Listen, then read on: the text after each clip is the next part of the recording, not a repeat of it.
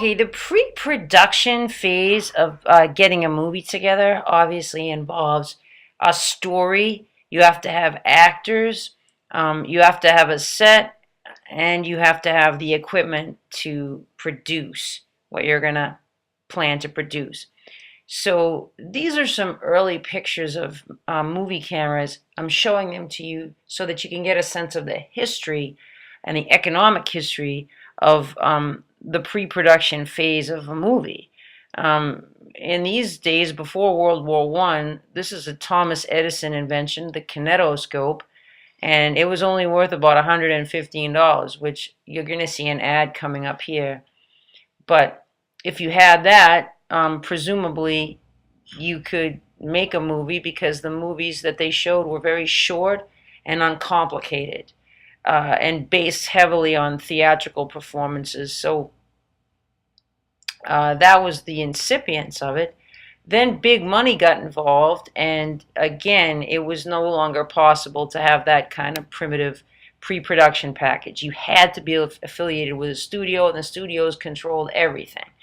Then the studios started to affiliate themselves with these huge hedge funds because the studios had run into problems themselves.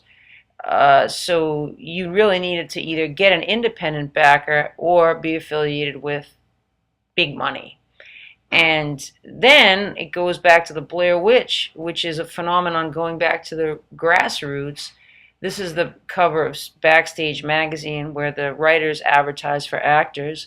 The writers actually rented the cameras that they used, and the actors were not well known. So the pre-production budget, including the open air sets, which were free to negligible.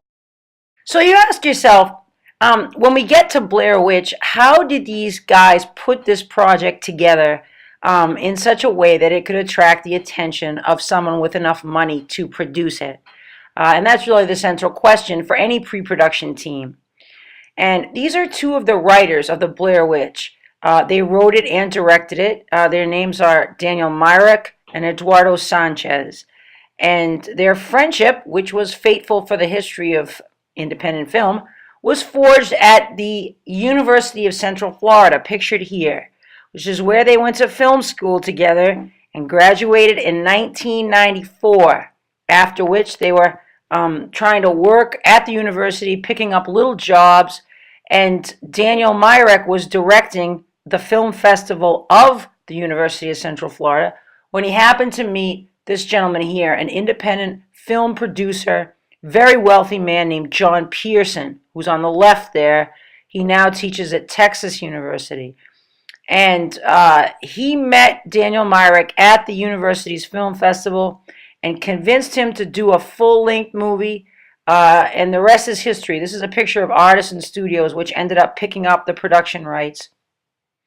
But the storyline, which is a huge part of any pre-production endeavor, oftentimes you have to worry about copyrights, but they did not.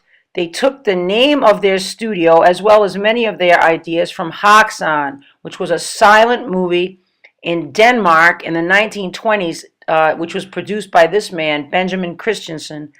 And he was extremely wealthy, and he put more money into the production of Haxan in the 1920s in Denmark than anyone had ever done before in his country.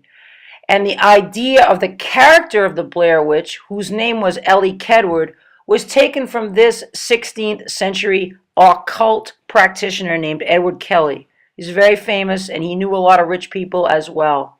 And he convinced a lot of people that he could turn base metals into gold, which is kind of maybe ironic because that's what the Blair Witch did. And this is the Malefica Maleficorum. It's another place they got some of their ideas. It's a phony Inquisition manual. So all in all, the entire pre-production package of Blair Witch only cost $35,000. So we have gone full circle from the Edison kinetoscope all the way through Hollywood and hedge funds and back to you and me. Thank you very much.